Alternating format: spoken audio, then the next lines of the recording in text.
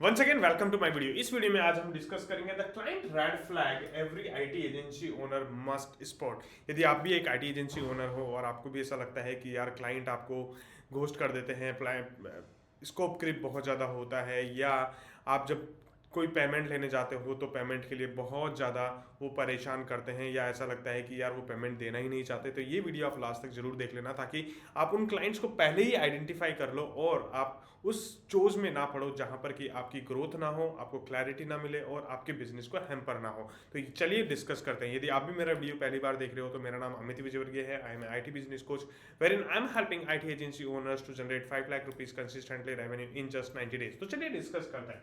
तो सबसे पहले जो बात आती है प्राइस ऑब्सेस्ड। देखो, प्राइस ऑब्जेक्ट क्यों जरूरी है? क्योंकि यदि मान लो सपोज करो कोई क्लाइंट है जो कि ओनली सिर्फ आपकी वैल्यू को देखते नहीं है और आप ओनली सिर्फ वो प्राइस के साथ में काम करते हैं कि यार चीप क्लाइंट्स के साथ ही चीप लोगों के साथ ही काम करते हैं, या आप वो कम पैसा देना चाहते हैं, तो उन क्लाइंट्स के साथ में आप काम मत करो, क्योंकि वो कहीं ना कहीं आपकी एजेंसी के अंदर या आपकी लाइफ के अंदर कोई वैल्यू एडिशन नहीं होगा और आपको ये चीज़ दिक्कत आएगी कि ज़्यादा काम लेंगे और कम प्राइसिंग देंगे। तो ऐसे क्लाइंट्स के साथ में काम मत करो जो कि आपको प्राइसिंग के अकॉर्डिंग सेलेक्ट करें या प्राइसिंग के हिसाब से वो आपके साथ में काम करें। वो जो काम करें तो वो आपके साथ में काम करने चाहिए वैल्यू के हिसाब से, क्योंकि यदि आप वैल्यू डिलीवर कर रहे हो और आपके क्लाइंट को आपकी वैल्यू पता है तो वो definitely they will pay premium charges and they will pay premium price for your services. तो सबसे पहले आपको प्राइस ऑब्सेस्ड में काम करना है। Second is the no scope clarity. यदि कोई भी आपके पास में क्लाइंट आता है या मोबाइल ऐप डेवलपमेंट के लिए आता है, या चाहे वो आपके पास में वेबसाइट डेवलपमेंट के लिए आता है, और यदि उनके पास में कोई क्लैरिटी नहीं है कि वो क्यों वेबसाइट बनाना चाहते हैं, किस तरीके वेबसाइट बनाना चाहते हैं, या किस तरीके से वो काम करना चाहते हैं, तो आपको सबसे पहले उन क्लाइंट्स को बोलना चाहिए कि नहीं, पहले आपको क्लैरिटी लेनी पड़ेगी, फिर उसके बाद में हम लोग काम स्टार्ट करेंगे, नहीं तो नहीं करेंगे। और यदि वो बोलते हैं कि नहीं नहीं आप तो काम स्टार्ट कर दो, तो don't work with these clients, क्योंकि उनको ना क्लैरिटी है, ना पता है कि उनको क्यों वेबसाइट बनानी है, क्यों मोबाइल ऐप बनानी है, और क्या उनका रिजल्ट आउटकम है जो उनको चाहिए। यदि वो नहीं है तो आप उनके साथ में काम मत करो, क्योंकि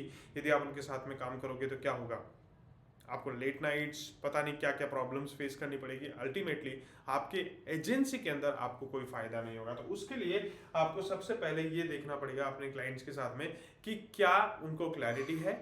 यदि क्लैरिटी नहीं है तो उनको सबसे पहले क्लैरिटी लेके आओ। तो चलिए डिस्कस करते हैं। थर्ड पॉइंट, ऑलवेज इन हरी। आप ऐसे क्लाइंट्स के साथ में काम मत करो जो कि ऑलवेज इन हरी रहते हैं कि यार नहीं बस हमें तो काम दे दो, काम दे दो, फटाफट से काम दे दो। नहीं, यदि वो क्लाइंट्स के साथ में आप काम कर रहे हो तो बस आप ओनली सिर्फ काम करते रह जाओगे, बाकी आपकी कोई ग्रोथ नहीं होगी, आपको नहीं पता चलेगा कि क्या ग्रोथ हो रही है क्या नहीं हो रही है। तो ऐसे क्लाइंट्स के साथ में आप क्या करो, मैं तो यही कहूँगा कि काम मत करो। आप पहले इसको क्लैरिटी लो, पहले उनको क्लैरिटी दो कि आपको क्या करना है क्या नहीं करना है, and then have work with them, ताकि आपको पता चले कि यार ये क्लाइंट वाकई में जेन्यूनली इनको चीजें चाहिए और जेन्यूनली इनकी रिक्वायरमेंट है, नीड है, राइट। तो ये तीसरी है जो कि यदि आपके पास में यदि क्लाइंट हरी अप में आ रहा है तो आप उनके साथ में काम मत करो। Third is too many decision makers.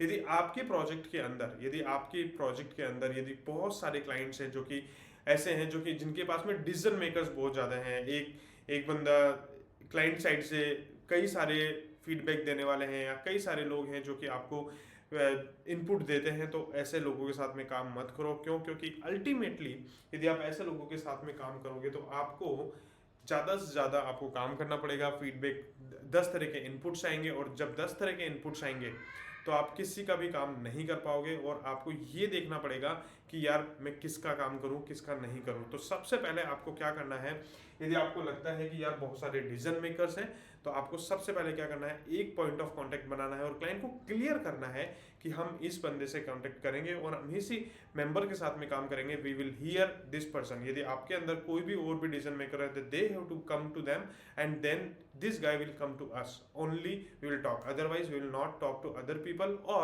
we will not focus on the other people feedback or something like that. It should be very clear to your clients that okay, this is very clear, and this should be very boundary that okay, this is written in the what contract or like a documents or whatever it is, it should be very clear. Okay, now the fifth is the ghosting clients.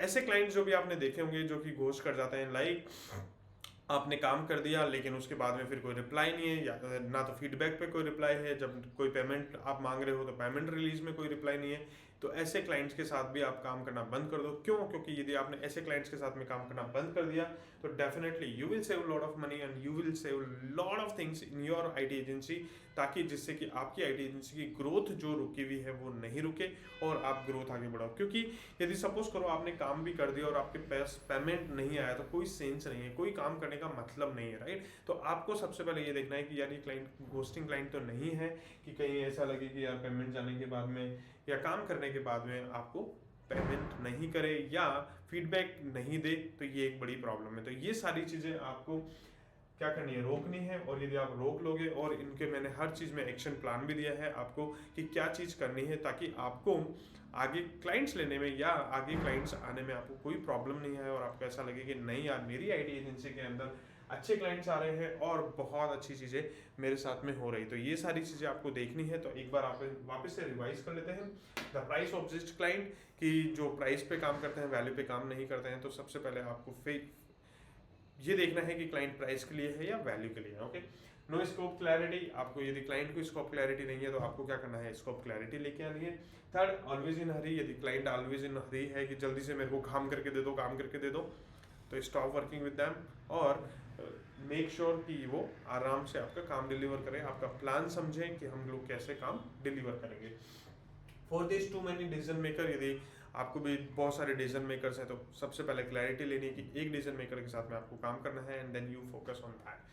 Fifth is the ghosting client, यदि आपको payment नहीं आ रहे हैं या feedbacks नहीं आ रहे हैं तो you should be very clear कि हमारे को टाइमलाइन सेट कर दो कि हाँ हमारे को इस टाइम ड्यूरेशन में हमारे को हमारे क्लाइंट्स के फीडबैक चाहिए। यदि आप फीडबैक्स नहीं देते हो तो we will stop the project or stop the like a product and whatever it is. So I think that really makes sense to you. I think that video really make lot of value to you. if यदि आपको भी यदि video पसंद आया तो video को like कर लीजिए, चैनल को सब्सक्राइब कर लीजिए और बेल आइकन पर जरूर दबा दो ताकि आपको इसी तरीके से और भी वीडियोस मिलते रहे। यदि आपको भी इसी तरीके से मेरे साथ में मेरी कम्युनिटी में ज्वाइन होना है तो मेरी टेलीग्राम की लिंक मैंने कहाँ दे रखी है, डिस्क्रिप्शन और बायो दोनों में दे रखी है। आप मेरी टेलीग्राम की कम्युनिटी ज्वाइन कर लीजिए। और यदि मेरे साथ भी यदि आपको 1-to-1 क्लैरिटी कॉल लेनी है और आपकी आईटी एजेंसी के अंदर ग्रोथ चाहिए तो आप मेरे साथ में 1-to-1 क्लैरिटी कॉल बुक कर सकते हैं। 1-to-1 क्लैरिटी कॉल का लिंक मैंने कहाँ दे रखा है, डिस्क्रिप्शन और बायो दोनों में दे रखा है। So thank you and see you in the next video.